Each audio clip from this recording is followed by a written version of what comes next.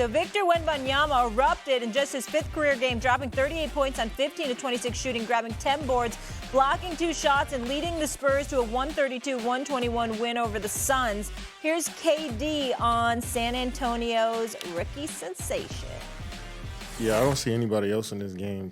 I mean, I know we both skinny, and I'm sure he said he watched me growing up, but he's his own player. I'm sure he watched so many great players in the league and try to emulate just about everybody. You could tell his enthusiasm for the game. You know, you could tell that through the TV and playing against him. So he's going to create his own lane. It's much different than anybody who's ever played.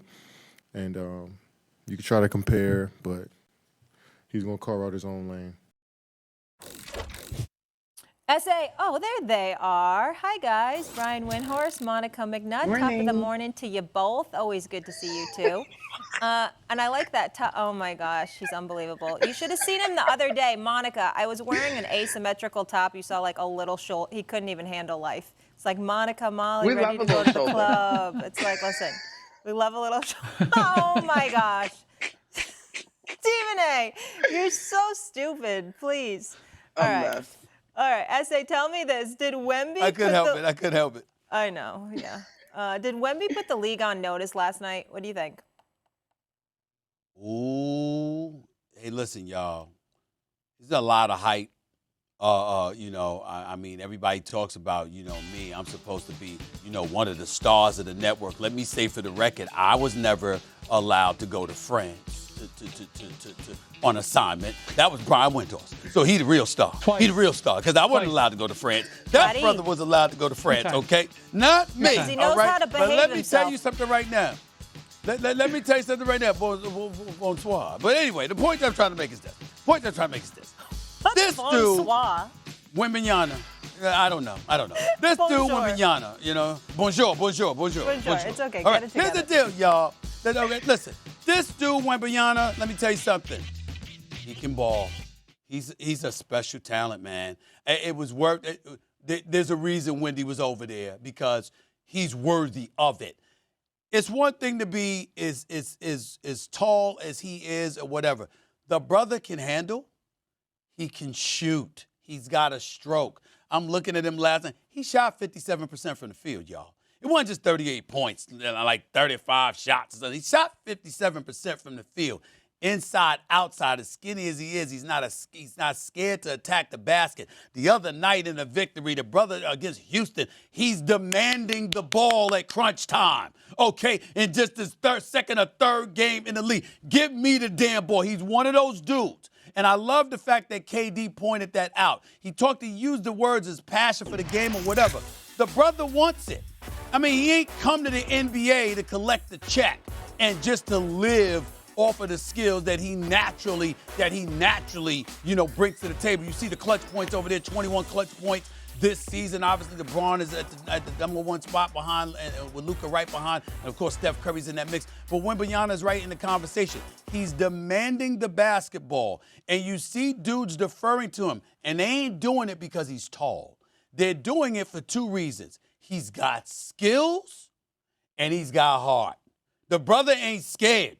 And I'm looking at him right now, and I'm saying, I expect, and keep your eyes on this, Eminem and Wendy, I expect to start seeing people as the season progresses get physical with him because his skill set along with his height leaves you devoid of most answers for this brother.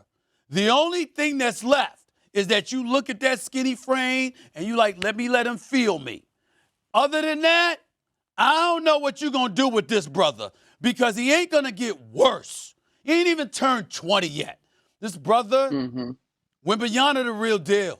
He's the real deal. And by the way, he'll probably be an all-star as a rookie. He'll probably be an all-star. Yeah, I don't think that's a leap of faith making that suggestion, Stephen A. The one thing I will say, though, you're right. I think the physicality is probably coming. But the problem with physicality is you can get away with it a little bit more in today's NBA in the paint. But I don't know if you saw it. When the game was on the line, after it was tied at 116 all with about 4 minutes to go, this man is coming off screens from behind the three-point line. Like, Where's the physicality in that? And so I think the well-roundedness of his game is part of what makes him so spectacular combined with his size. And KD used the word enthusiasm, which I thought was so spot on. The one thing that I will say about this particular matchup, though, I think that you clearly see where he is the beneficiary of having just played this team on Tuesday night in a hard-fought, crazy come-from-behind win for the Spurs, and then he rolls into the game on Thursday with a tremendous amount of confidence and scores 10 out of the 12 points after the game was tied with 4 minutes to go. And so to me, combined with the skill set, his desire to be that guy and not shying away from the moment, as the clutch stat graphic that we saw alluded to, I mean, come on, let's go. I don't know that the league has been put on notice because I feel like these guys were already talking about him prior to him actually being drafted. This is what we had hoped for. So, guys, when I went over to Paris last year and I met his youth coaches and I met his family and I met his teammates, both his current teammates and former teammates, I found out that there's 3 things about him that have all come together that are very rare. Obviously, we know the size. That's the first thing you notice when you see him. 2, the skill set. It's the skill set and the size together which makes something really special, and that's what is the reason he was drafted number 1. But it's the 3rd thing, which is the confidence. My gosh, is this a confident man? And that's one of the reasons why I think we're headed for an amazing rivalry between him and Chet Holmgren of the Oklahoma City Thunder. They're playing on the 14th because Holmgren has a huge confidence as well. But a couple of things in this game that were very impressive to me. Number 1, he comes out in this game knowing that he's going to face the force of the Suns trying to get back. Devin Booker comes back from injury. He leads this 9-0 run out of the gate on the road. That was impressive to me. There was an onslaught in this game from the Suns. They came from 20 back. Greg Popovich called all his timeouts. By 6 minutes left in the game, Pop was out of timeouts. There was no reprieve coming from the bench. So this is Victor Wembanyama on the road, under stress, handling his business in his 5th game. Extraordinarily impressive performance last night. The last rookie to make the All-Star team, that was Blake Griffin back in 2010. Stephen A., let's go macro here. How concerned are you about the Suns? I'm very concerned because their stars are missing games. Devin Booker's already missed 3 games. We ain't seen Bradley Beal as of yet. There's an APB out in Phoenix for him because the back is not fully healed. He's not ready to go. We need to see these brothers together. The reality is that the only reason why we thought about Phoenix really making some noise this season is because we expected this 3-headed monster offensively to be on the court together, and now there's some serious question marks as to when or if that's going to happen. And I think that that's problematic. Of course, Frank Vogel's the new coach, and there's a new system that's being implemented.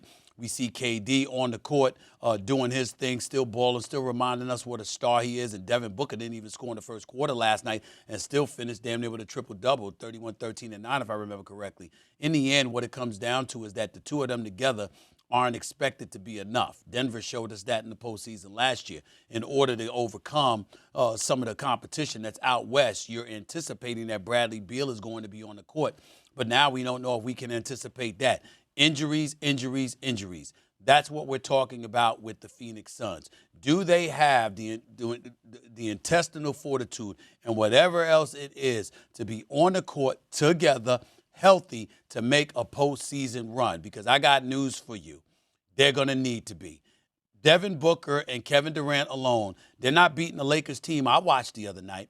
They're not beating the Clippers team I watched. Paul George doesn't foul out of that game. Who knows if the Lakers come back and win that game, okay? This is Paul George we're talking about here. The brothers, he's in his bag. And I'm looking at that in Denver, and I'm saying, wait a minute. You're Phoenix. You're not beating them with just those 2. You need all 3.